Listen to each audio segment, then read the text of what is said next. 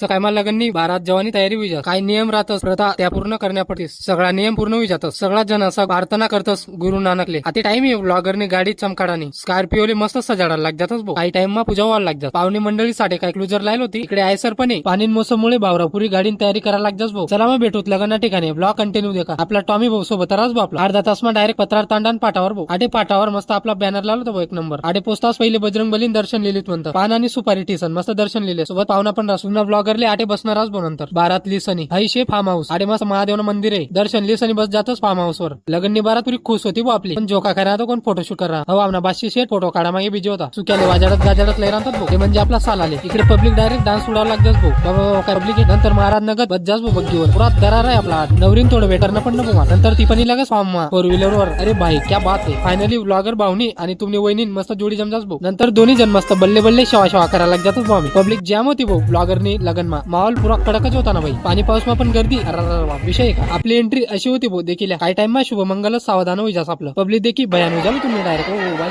नंतर साथेरा वगैरे सगळं होई जास आपलं. लास्टले फोटोशूट करायला कसं आपण मस्त बंगलाकडे. सगळं काम एक नंबर होई ना आपलं. ओके तर मंडळी भेटूत म्हणे एक ब्लॉग मा.